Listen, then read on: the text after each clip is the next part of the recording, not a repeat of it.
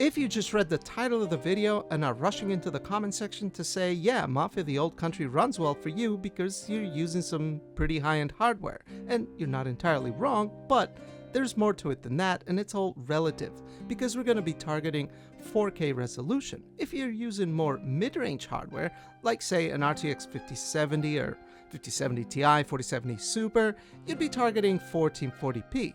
And a game that runs bad on mid-range hardware will run bad on higher-end hardware as well. Stuttering issues do happen on high-end CPUs as well. So let's dig a bit more into it. Now, Mafia The Old Country is an Unreal Engine 5 game that uses Nanite and Lumen, so of course it will be as graphically demanding as you would expect it to be. And if we take a quick look at the graphical settings, you do have the usual stuff that you normally see in these type of games, but you also have DLSS, you have XeSS, you have FSR and TSR and frame generation as well. Later in this video, we'll also compare the Epic and High graphical preset to see how much more performance you can gain just by tweaking some settings without even having to use any upscaling. We're going to start with everything maxed out, 4K, DLAA, Epic graphics.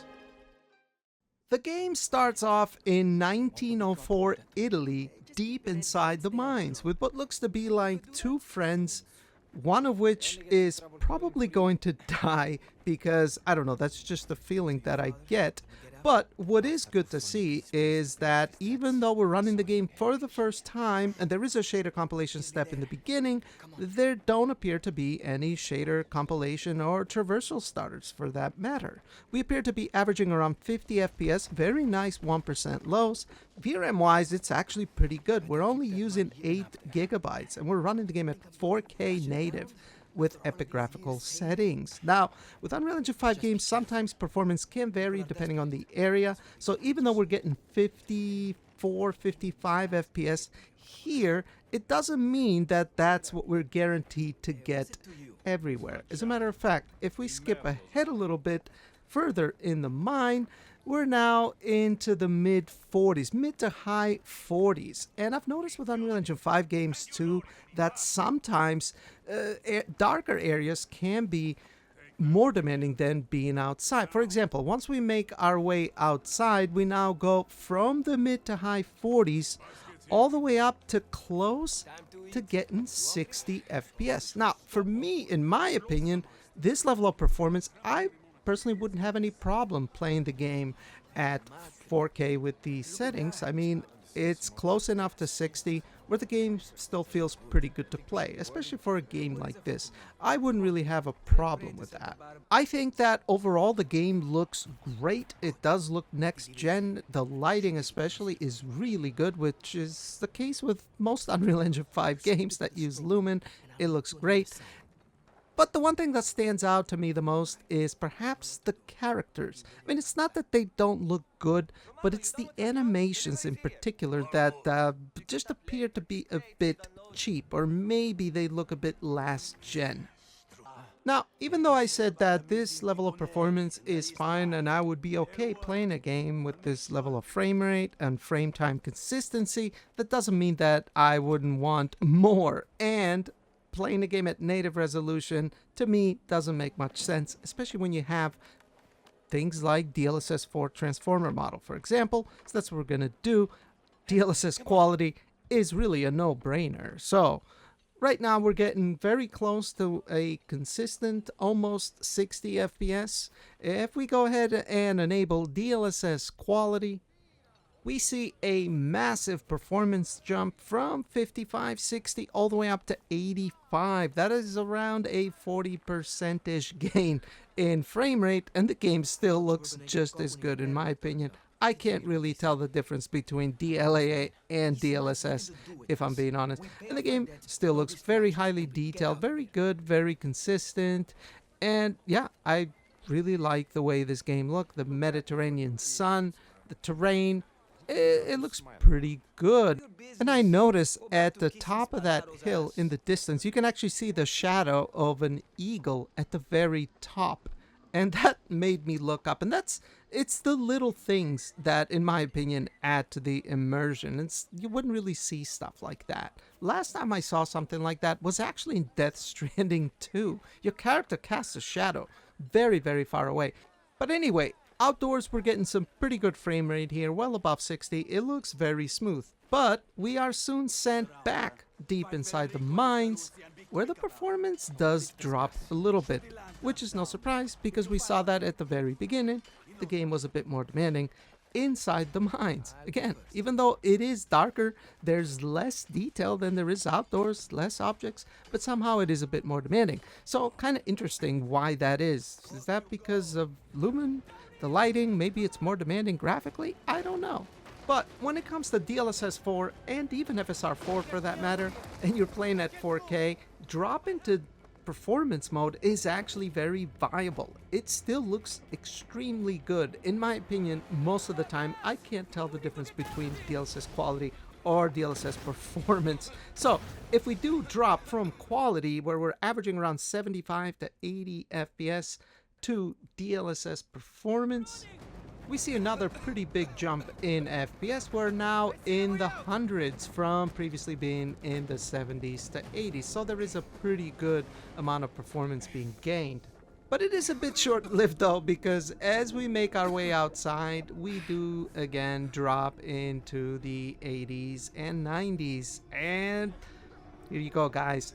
This is the fighting tutorial for the game. And as you can see, this is what I'm talking about, the animation for the characters, right? I mean, the characters, maybe they don't look as good as other Unreal Engine 5 characters, but I think they look fine. But I think it's the animation, the combat animation. They just feel, they look a bit last gen, a bit nitpicky. It doesn't break the game for me or anything like that, but I do try to point out things that stand out to me. As you can see, performance can vary quite a bit.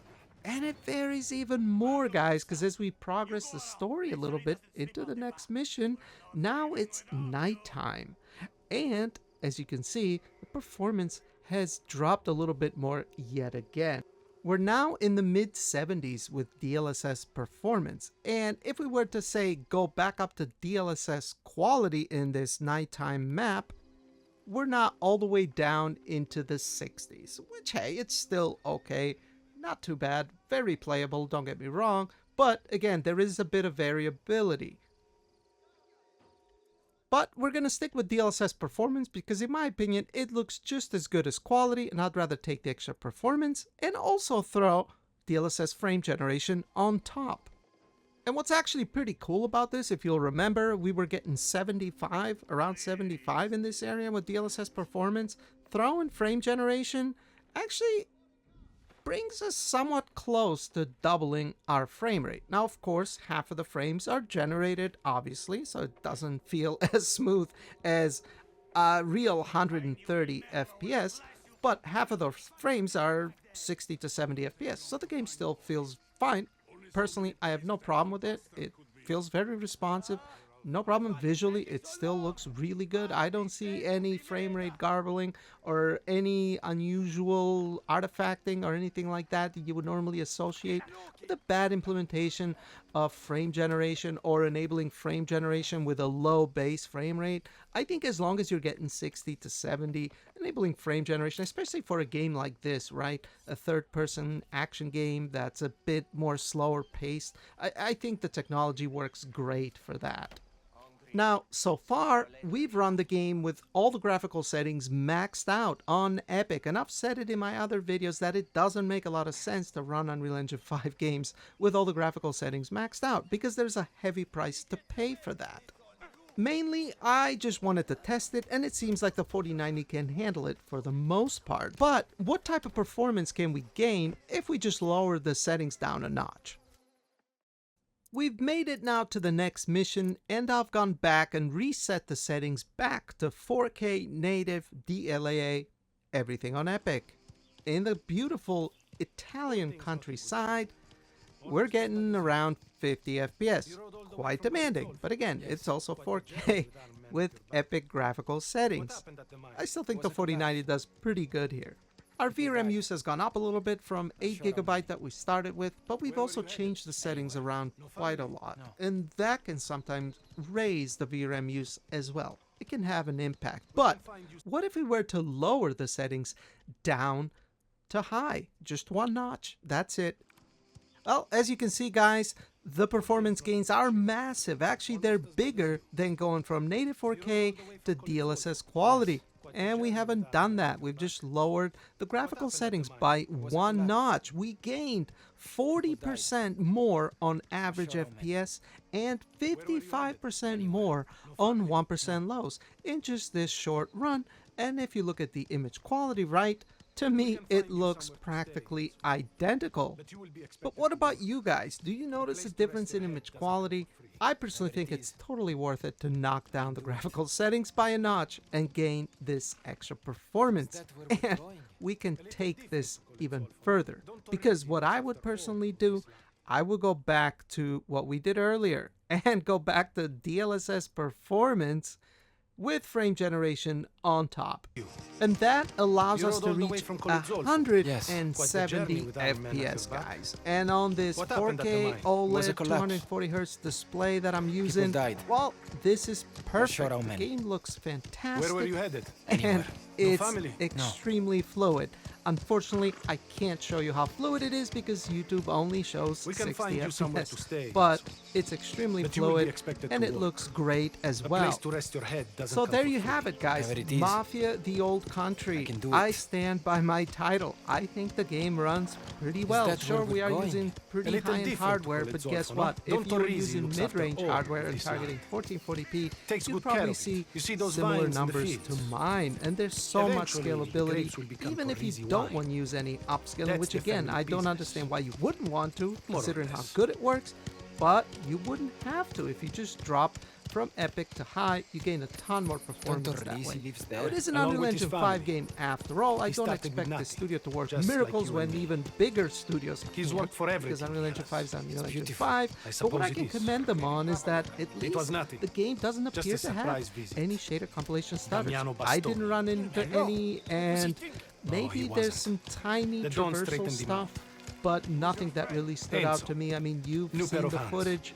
Frame time was really clean, really good. It's what you want to see. So yeah, I mean, I'm happy to see that the game at least performs relatively well. I mean, would I say it's very well optimized? I don't know. For an Unreal Engine 5 game, as someone that's looked at many of them, I think it's fairly well optimized. On the CPU front, it appears to be pretty good. Again, I haven't tested any other CPUs, but performance issues like traversal or shader compilation starters impact even a 9800 X3D, and probably will impact even future generations of CPU. So at least this game doesn't have that, and that counts for something.